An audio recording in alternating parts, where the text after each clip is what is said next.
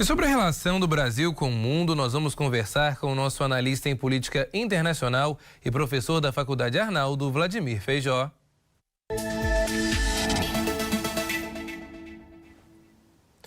É um assunto importante, claro, política internacional, por isso eu vou conversar com o professor Vladimir Feijó sobre um assunto que mobiliza não somente o Brasil, como os países ao redor, professor. Uma ótima noite ao senhor. Quero começar com a seguinte pergunta, professor. Por quais motivos a política externa de um país não pode se limitar à ideologia dos governos?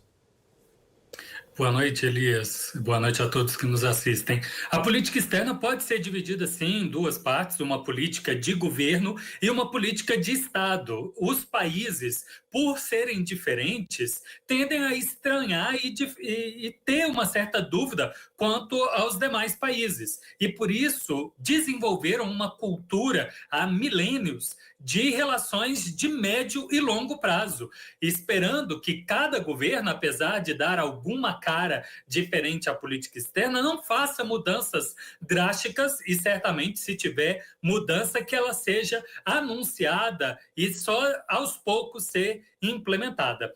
Dessa forma, o interesse tanto para a soberania nacional e ter boas relações com outros países são metas muito bem claras, anunciadas e respeitadas no dia a dia. E, como eu disse, se tiver alguma mudança, que ela seja paulatina e não uma mudança de governo. No caso do Brasil, de 4 em 4 anos, é um ciclo considerado curto para as relações internacionais. Portanto, cada governo não deveria fazer um solavanco imenso em apenas esse curto tempo. Agora, professor, o que mudou na política externa do Brasil durante os últimos 4 anos? Nós tivemos o ex-presidente da República debochando da mulher do presidente francês, Emmanuel Macron, do ex-ministro também das Relações Exteriores, Ernesto Araújo, sendo repreendido por não usar máscara durante o pico da Covid-19 em Israel, falas do ex-ministro polêmicas em relação a países da região e do Mercosul. Isso não é nem a metade, das polêmicas que acompanhamos, que foram promovidas pela política externa de Jair Bolsonaro. Agora, como é que falas como essas atrapalham as negociações do Brasil, incluindo aí com a União Europeia, por exemplo? Vou responder primeiro o que mudou nos últimos 4 anos para depois falar sobre a União Europeia. O que a gente teve foi claramente não só o presidente da República, mas um dos filhos dele e o primeiro-ministro de Relações Exteriores indicado já em 2019, o Ernesto Araújo, como pessoas vinculadas a um ocultismo, a teorias de conspiração e uma escola aí de pensamento bastante criticada, criticada por ter pouquíssima fundação na realidade. Esse tipo de ocultismo levantou suspeitas sobre o papel de outros países, papel de organizações internacionais, criticou as tradições e tentou, de alguma forma, gerar transformações no mundo nesse curto prazo, contando, inclusive, com o Trump ali numa referência. O caso de Israel, por exemplo, a escolha de um alinhamento automático está atrelada a uma ideia de acelerar a vinda de Cristo, a nova vinda. No caso de afastar da União Europeia, afastar da ONU, tem aí uma perspectiva de que essas seriam entidades dominadas por um grupo sem cara, sem rosto, mas que deseja o mal do Brasil, o mal ao cristianismo, algo que quase ninguém acredita, exceto algumas lideranças. Quando a gente olha o caso específico numa negociação 7 anos de um acordo de livre comércio e como todas essas negociações são multitemáticas, os europeus fizeram questão de exigir uma transparência para que esse acordo fosse firmado, especificamente no respeito ao direito trabalhista e ao direito ambiental. E como a política geral, e não só de política externa, do governo do Jair Bolsonaro flexibilizou, vamos dizer a expressão passar a boiada, tirar o estado da costa do brasileiro, que na verdade significa tirar a fiscalização, tirar a exigência do respeito ao Estado de Direito, os europeus ficaram um pé atrás e, apesar de ter firmado o acordo, ele não foi referendado, não foi ratificado e não tem qualquer perspectiva no curto prazo de o ser e, portanto, é uma letra morta. Oportunidades não foram geradas, pelo contrário, atrasou o processo em alguns anos. Agora, professor, o senhor bem citou agora, o antigo governo se aproximou de Donald Trump, ex-presidente americano, mas o Brasil pouco ou quase não ganhou com os elogios e aberturas também dadas por Jair Bolsonaro aos Estados Unidos.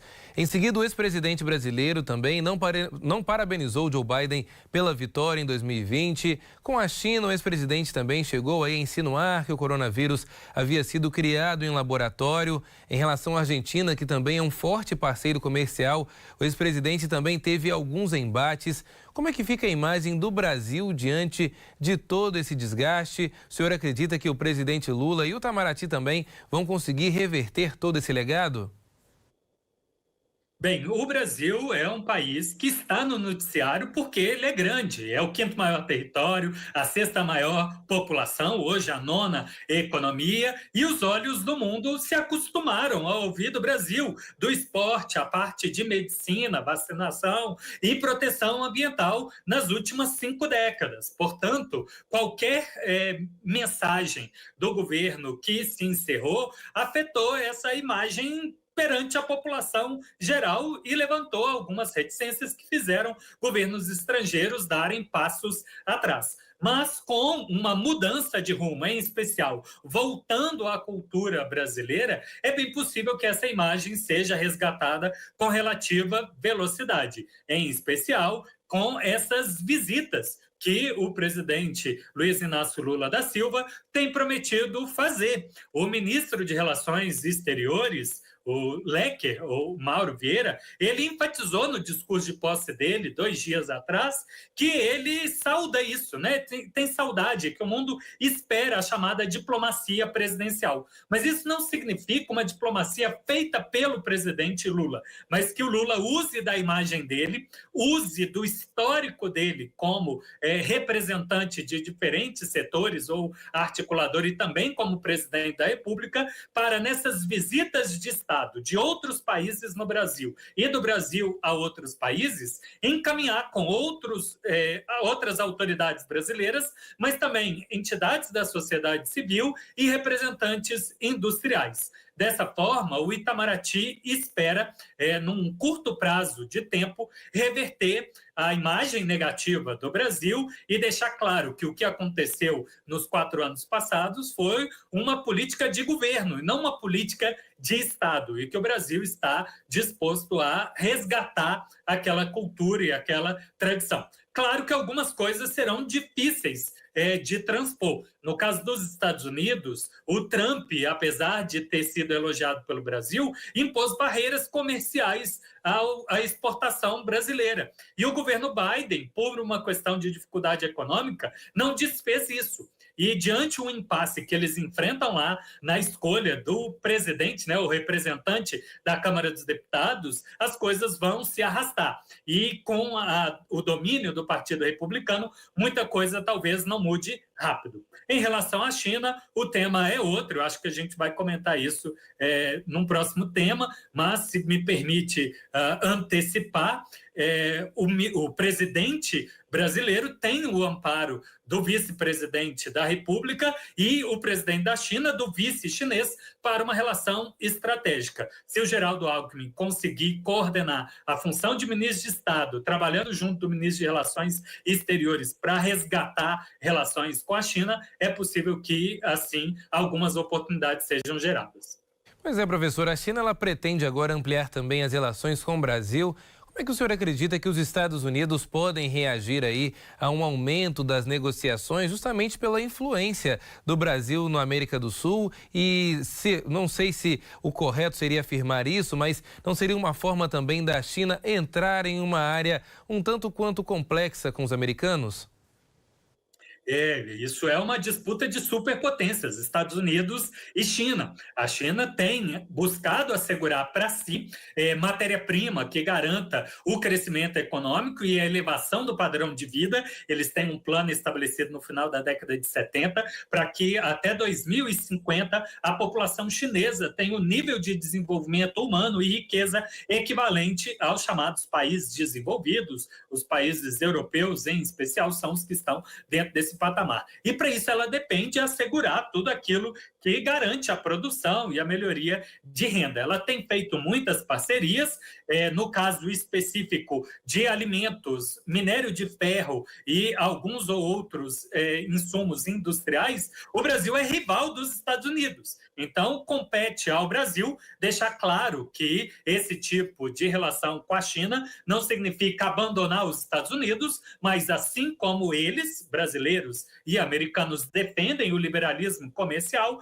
é uma questão de livre concorrência. E gerando oportunidades para o Brasil, é nosso dever soberano de fazer, assim como os Estados Unidos vai buscar as suas oportunidades. O último tema que eu gostaria de chamar a atenção em relação à China é que, no final de 2019, ela firmou a parceria estratégica regional abrangente com outros 14 países que representam 1/3 da economia do mundo. Portanto, o Brasil, que busca essa parceria estratégica com a China, se obtiver sucesso, vai fazer também uma abertura para outros 14 países. É a mesma coisa que ele faz com a União Europeia, um só acordo gerando oportunidades para um bloco de quase 40 países. E, professor, para a gente poder concluir, para encerrar essa conversa, o que podemos esperar também das relações entre o Brasil, a Ucrânia e a Rússia? Os dois países que estão em guerra mandaram também representantes para a posse do presidente Lula.